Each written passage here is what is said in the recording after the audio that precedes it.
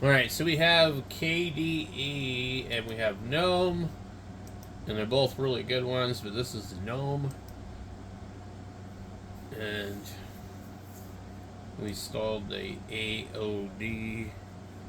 This is one I was telling you guys about earlier.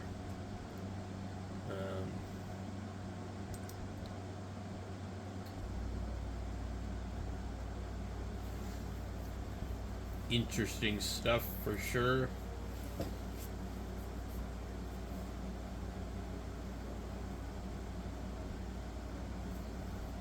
You get to learn to play single player, multiplayer.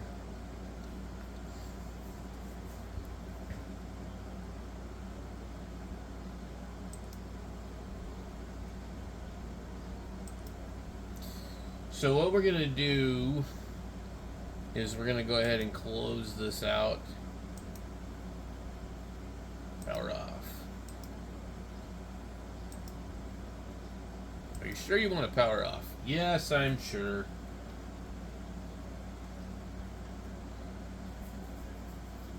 And then we're gonna come back in and we're gonna do a fresh install. Either add to this disk. Oh, we gotta. Hold on. We gotta redo it. F10. Every time I sometimes forget, like, oh god, I gotta get into the boot menu. Alright. So we want the UEFI USB boot stick. And then it's gonna ask us, we want to install. Alright, and then how we're at this window. So, Arch install. Let it do its thing. It'll fetch the packages and start doing all this. And now we're English, locales, English keyboard, mirror, enter, select region, United States. Go back, disk configuration, partitioning, use best effort, default partition layout, pick the correct drive that you want to use, and don't knock stuff off the table. Let's see here. I gotta determine which one I want to use. I'm gonna go with the SSD. I'm going to use ext4 file system. I'm going to create a separate partition for home, and then it's going to look like this, and it's going to wipe out whatever else I already have on this drive. This type of system will not ask you if you want to install it alongside. If you want to do that, I do believe it might be possible. Let me take a look and see. We'll go into the manual partitioning. We could maybe, let's see.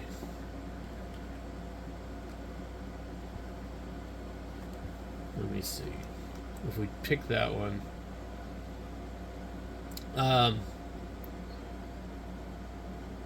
I've never tried this, so bear with me.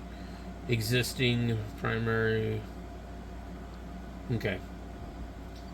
So if we go over to the home swap,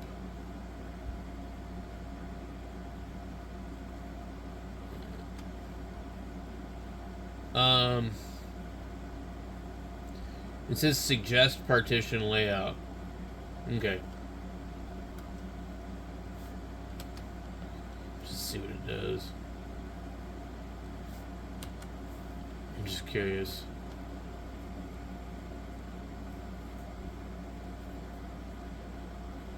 No.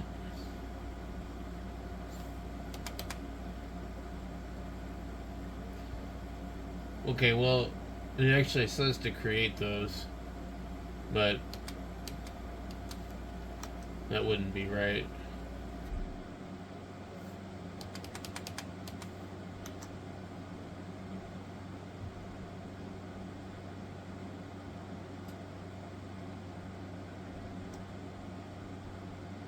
Well, let's see what pre-mounted does. You will use whatever drive setup is mounted at a specific directory. Root mounted directory. Okay. So we'll stick with that one. We'll go over to the SSD. ext4. I just wanted to check that out. Man, we can't even read this thing on the camera. I'm sorry, guys. Man, the sunlight is just washing the screen out. Okay. So we got our configuration. We need to pick our bootloader. I don't know if systemd or grub is better, to be honest. So we're just going to go with grub because we might add a dual boot on here. Got host name, and then we need to do the password. And since I'm just experimenting with this, we'll just keep it simple. Enter it again. And then you want to create a user account. And just name it whatever you want. Add user. I'm going to call mine Arch Mini because I'm on the mini PC. And then another password.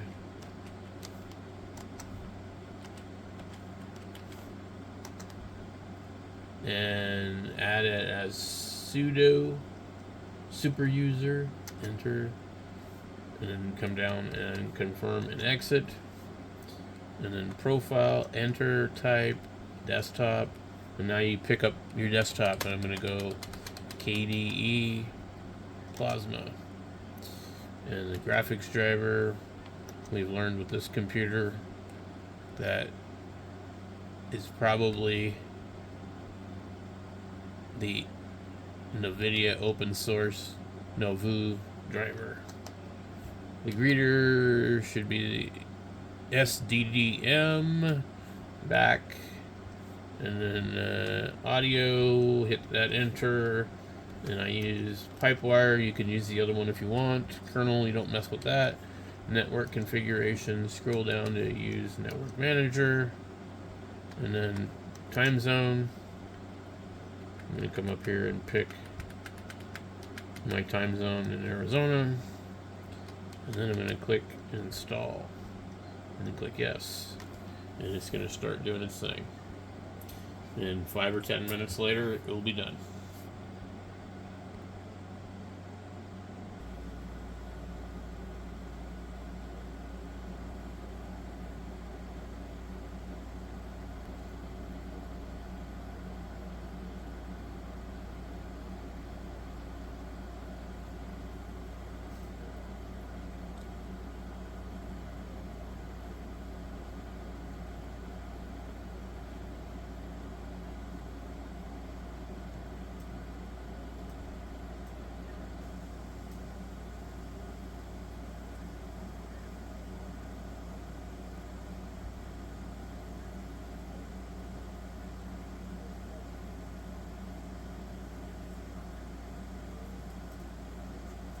Alright, now we're ready to reboot.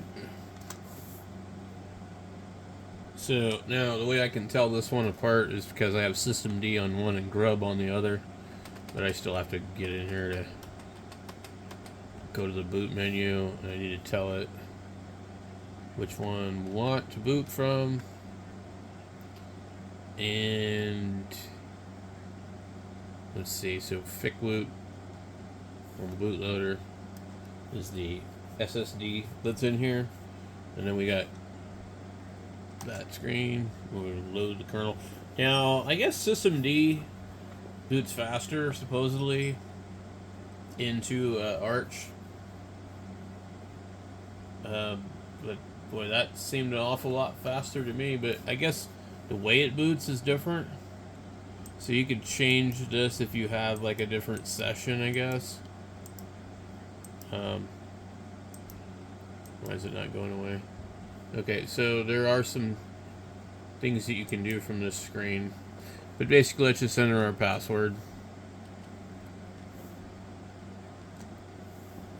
And it shouldn't really boot right away into this one, but maybe it will. I don't know. Depends on how long you probably sit there on that screen before you enter your password. It seems like this is a lot faster, but then I had to realize, well, wait a minute. No, I am using an SSD, and the other one where I showed you in the last video was a spinning hard drive. So you might take some time to sit down and check this out. There's some links to some stuff here. I think maybe that KDE might be the preferred one that people use.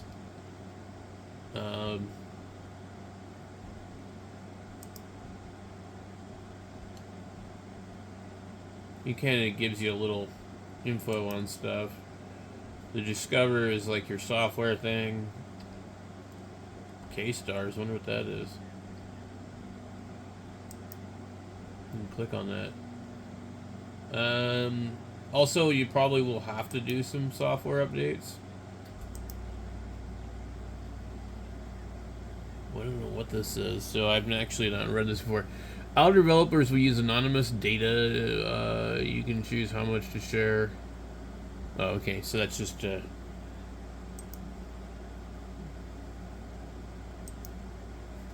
so I don't know why this is like down here on the bottom. Kate, advanced text editor. Don't really know exactly how it works, but the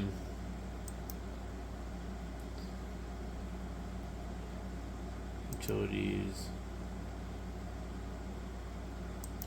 system kind of got like system monitor, which is actually really nice. It shows you what's going on. I'd like to have a widget for this.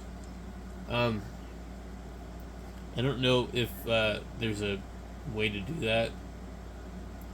Background services.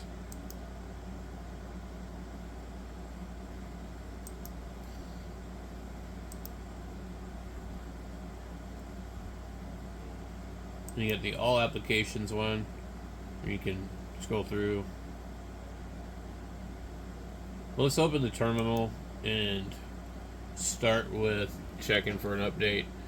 So what do we do? Sudo pacman space dash capital S Y U, I think. I can never remember for sure.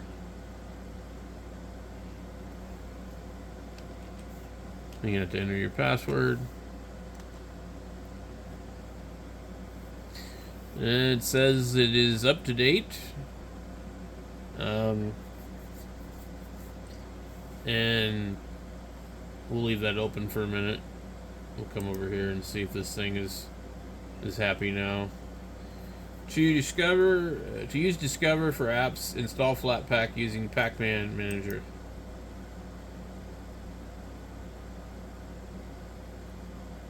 And that is really weird how it pulls that whole thing open like a... Yeah. Crazy. So we'll come over to our terminal and install it. So sudo pacman, and this is the difference between like this one and like Ubuntu. Like you'll have to do stuff like this whether you want to or not. Space dash S, capital S, and we'll type in flat pack. And we gotta make sure we spell it right. Oh boy, we really spelled that bad. Flat pack. Just because I'm like leaning on the keyboard all crazy. Okay, so it'll pull this up and it'll say the packages that are in it. and ask you if you want to proceed, yes or no. And then we'll start doing that. For some reason, some people don't like the flat pack system. I don't really know what the reason is specifically. Like, I don't really get all that involved to where, like, I know enough about it, you know? I found that this system with the flat packs seems to be better than what I've dealt with in the past years with, like, Synaptic Package Manager or whatever they had in Ubuntu or PC Linux OS. So I think we're good. We'll close this. We'll reopen it. And then it says loading now. So until you do that, I don't know why they don't just install it automatically. I guess because it's Arch. So you can get other versions of Arch that are going to have all this stuff here. So now for me, like, I got to start adding everything that I'm going to need. So, like, we'll come in and do that. And I don't know if you have to install it from FlatHub. I think it gives you the option to do it some other way.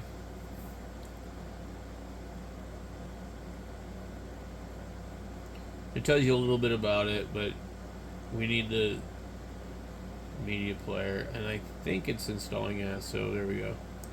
Click back. I don't know that I need the GIMP at this point. We do want Wine on here. We're going to try to run SDR Play, their software called SDR Uno, on this computer, just to see if it'll do it. We'll back out of that. I do want Firefox. I don't think it's already on there. Let's see. I'm just kind of scrolling through here to see what I might need.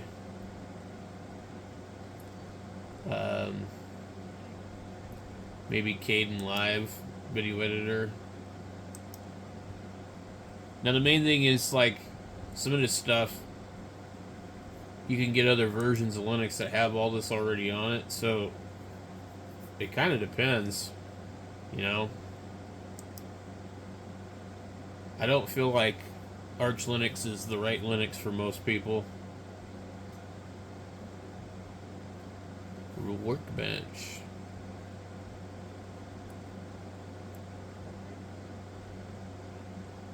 But what you do end up with is a system that you don't end up with a bunch of crap that you don't need also.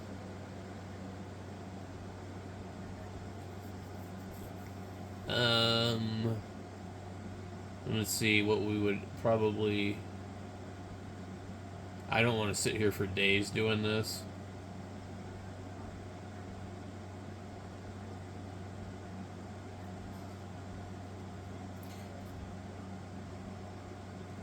And I want to find the, Visual Studio. Interesting. Boxes?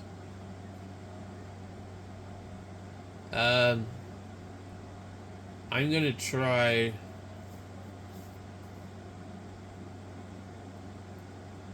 the virtual box, I think. So, you can pick different groups here. Or you can just scroll through this thing. And you'll be scrolling through this thing forever. Well, it says we're in development. There's only 300 items.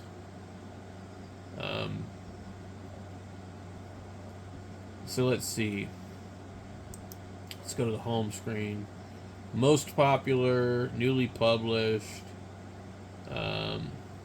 highest rated games, highest rated developer tools. So you can go kind of check these things out. Or you can just go search, so like virtual... I'm just going to type in virtual. I think Virtual Manager is the one. Maybe graphically managed I don't know. Virtual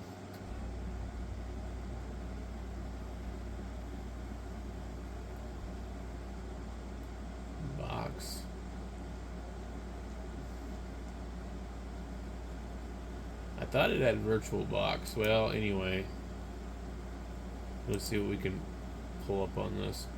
Graphically manage. Okay. Virtual Machine Manager. Now, I believe it was Ubuntu that I had on my server, and I was using a virtual desktop on there. And I wasn't using this thing.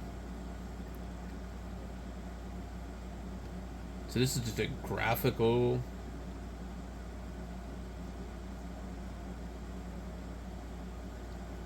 Let's go.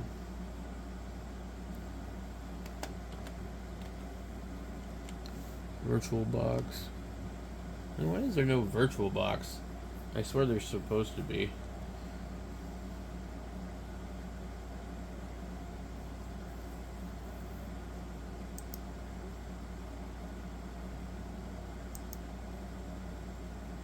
Let's go. Where did it go?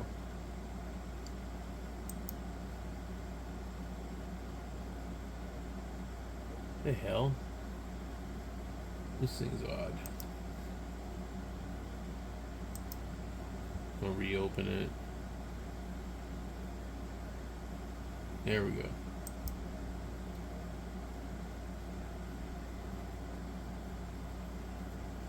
Now, I thought that was automatically installed on one of these systems, but I guess it wasn't this one.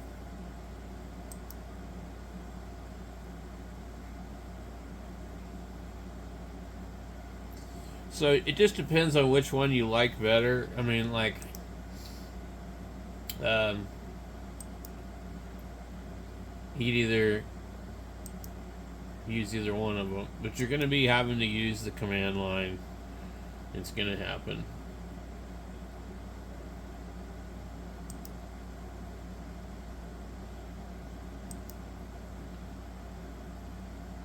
Let's see.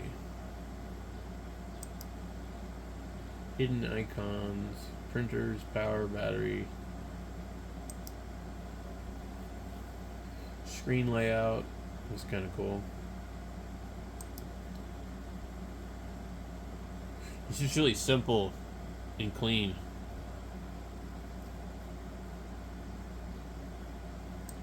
System settings. One thing, you can go to this dark mode or whatever if you want, and it'll be like that for people like Jim that would rather have that. I think it kind of does look a little better with this one. And then let's see, we want to come in here and I want to make sure that my screen isn't timing out.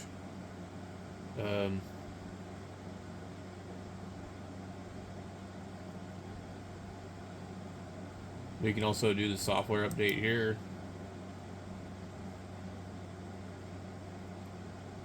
I'm going to have it automatically and click apply. Power management, sleep. When inactive, do nothing. When power button is pushed, shut down. Display brightness, never dim it. Turn off screen in 10 minutes. Never. Other settings when inactive.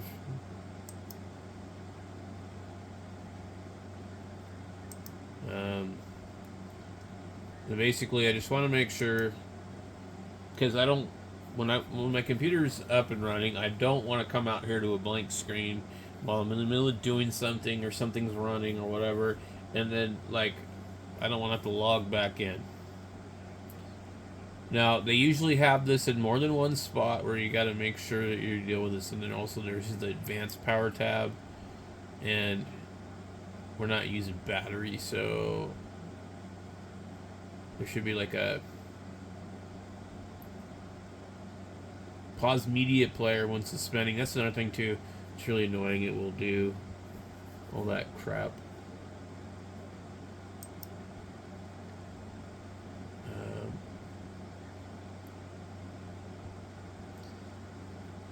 It's like a whole different deal when you darken the screen like this. Okay, so display and monitor, we're going to click on that. Just make sure there's no setting here that's going to put it to sleep. And you have night light, whatever the hell that is. Blue filter makes colors on the screen warmer. Okay. Let's see. We got sound, touch screen, we don't have that. Bluetooth, we don't have Bluetooth. Printers. Remote desktop, we're not going to be dealing with that. Animations, we're not going to deal with that. General behavior. Screen locking. Lock the screen. Yeah, see, this is where we need to get in here. Never. I don't want it.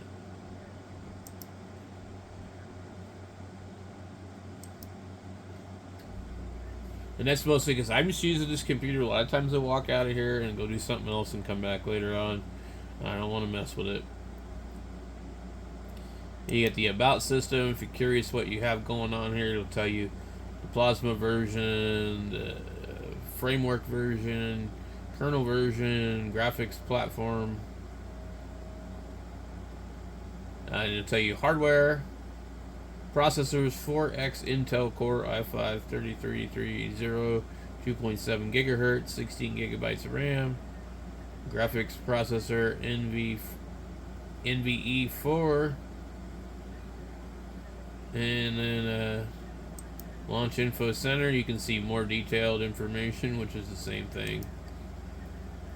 So I think we have like the basic of what needs to be done to just have this thing up and going. And then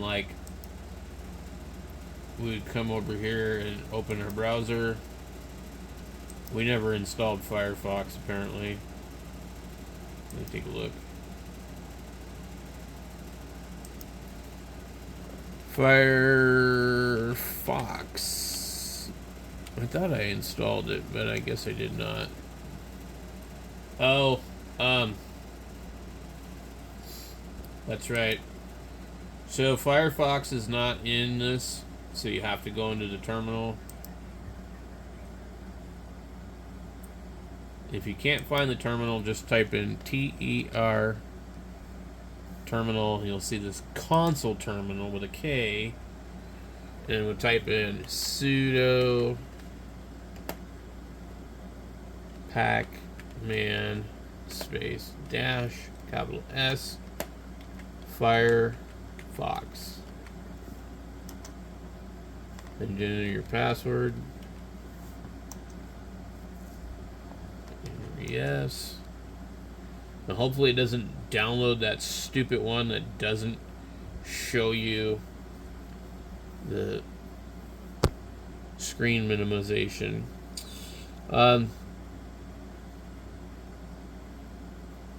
It's updating something. Or is it done? Oh, it's already done. That was super fast. And you put it down at the bottom right there. Okay. Now Firefox is also black.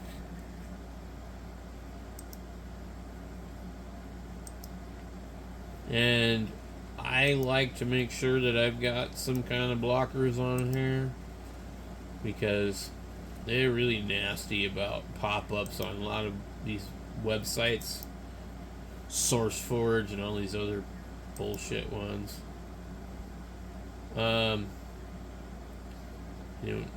If you try this one out, you may take the little tour and see how it works.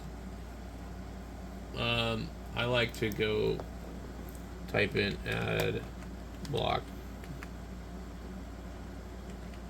Lately, I guess there's been some funky ass crap happening with extensions installing malware on your computer. I think it's maybe mostly happening in Windows, but somebody will download an extension and 6 months down the road it will turn into malware. which is really weird.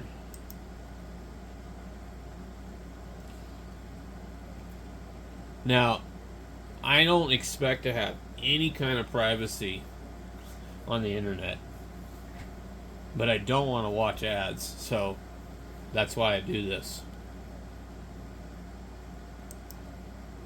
You really can't. It's really, really, really difficult because they're making money selling your information. And they're tracking everything that you do. So if you search with Google, it's tracking you, it's creating a profile on you.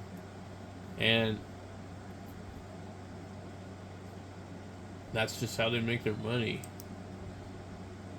Google went from being a search engine to a tracker and provider of advertising. Very, very clever people at Google. They came up with a really good long game, is what they did. They're like, okay, we're going to dominate the market as a search engine. And then once we do that, everybody will be using us. So now we can actually track what those people are looking for and looking at, and then we can target them with specific advertising. And once the advertisers realize that and how effective our advertising is, they will pay us. So that's kind of what they did. So anyway, I always install these just for the hell of it. It helps on websites like QRZ.com. QRZ.com is horrible.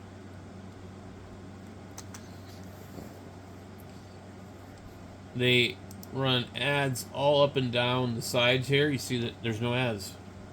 Okay? And if you don't like something on this page, like I can't stand how they put this guy's no YouTube, ham radio column, Dave Jensen. Like, who the fuck are you? Who cares? So I go over here and I click Ad Blocker, Ultimate, and disable filtering, block an ad on this website. And just come over here and select it like that. Click on it. Click block. He's gone. We don't have to look at him. You can block anything on here that you want. You don't have to look at it. You can literally block any of these ads that even change on a daily basis. Look, somebody's selling a field.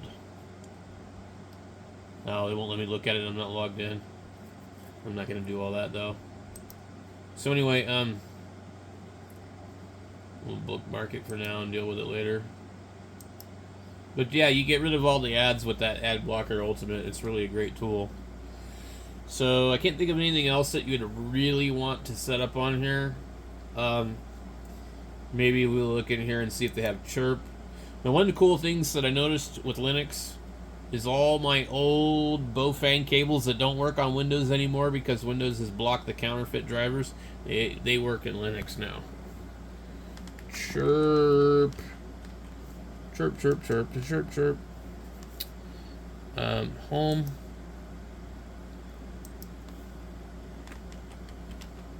We might have to... Chirp was not found. Chirp can be a little tricky to install. I've made videos on that, so if you look on my channel somewhere, there's a way to do it. Sometimes it's in some of the softwares.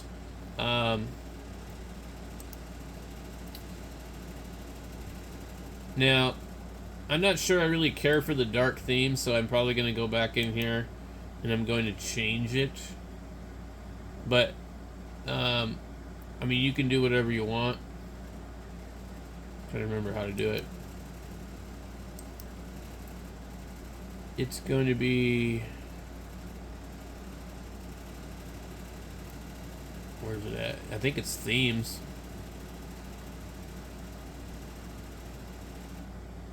Where to look.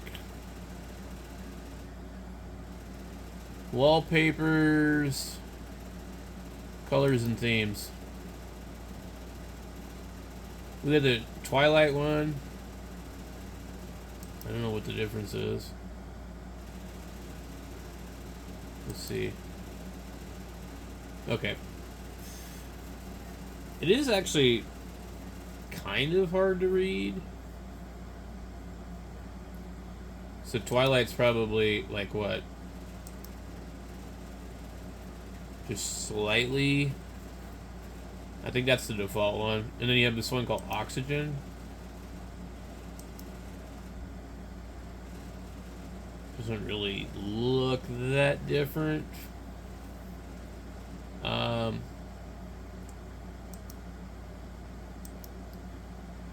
just gonna go with that one. Close this out. And let's see. Close that. Open this back up. Let me type chirp in here again. I'm just kind of curious.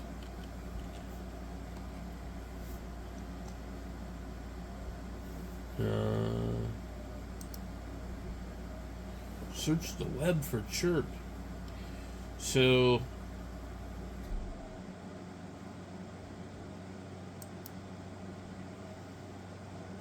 you'll definitely have to download it and figure out how to deal with it on here. This site obviously doesn't like ad blockers either.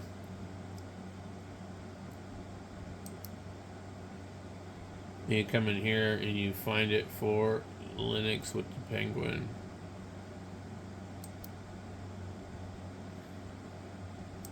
And if I'm not mistaken, we can probably come into properties here, permissions, and allow executing file as a program. Click OK. Open with. No, that's not going to work.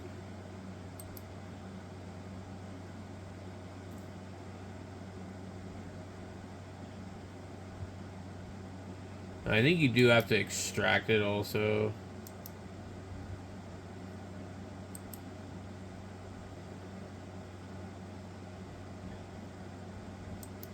In some versions, it's literally very simple.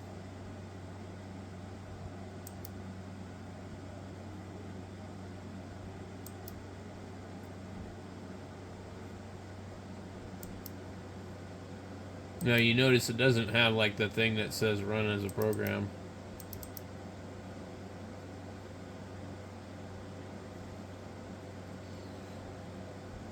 So with this one,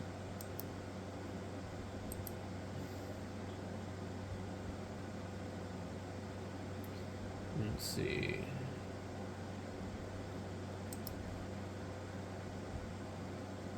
That's weird. Yeah, it doesn't allow you to just like click on it and run as a program.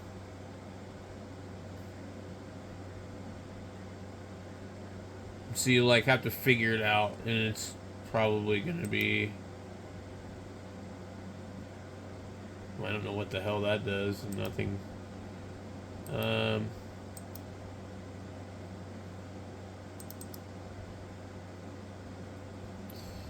So I honestly don't know how to install it in this one. I mean, there's a way to do it, but I think actually what the easiest way to do this is we go look up this thing called AUR. Yay. Okay. Dang it. Hold on. We're in dark Google still. We'll go on to GitHub and we'll find the yay thing. Okay. Click copy. Let's get our terminal.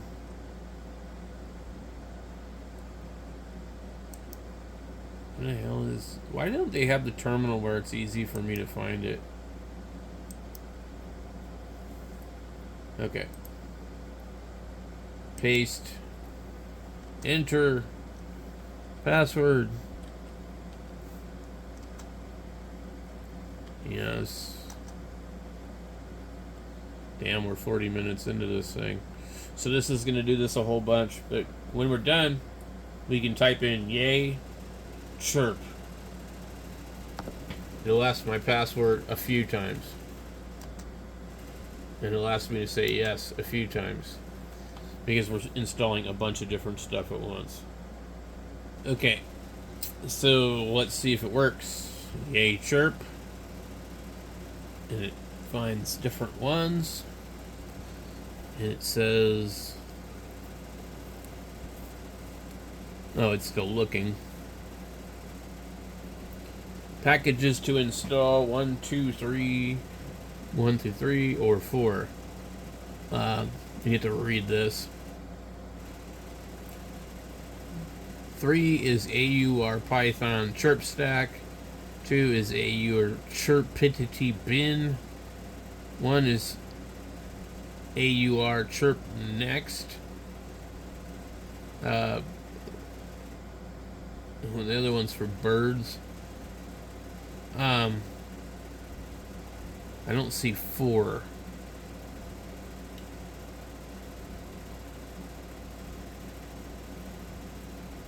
Okay, so it says 1 AUR chirp next GUI tool for programming ham radios. So pick 1.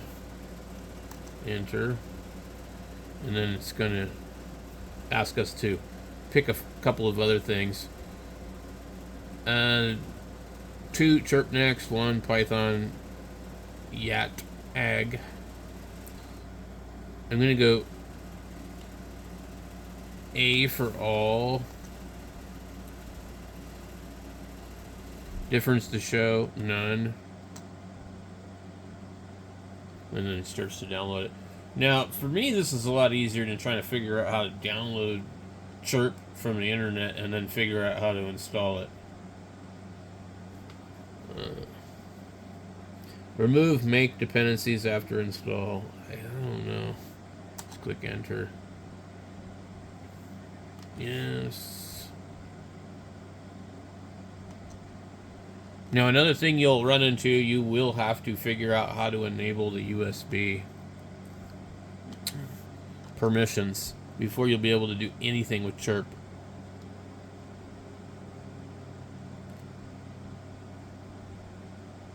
And that's a whole nother deal. And it depends on which Linux distro you're using.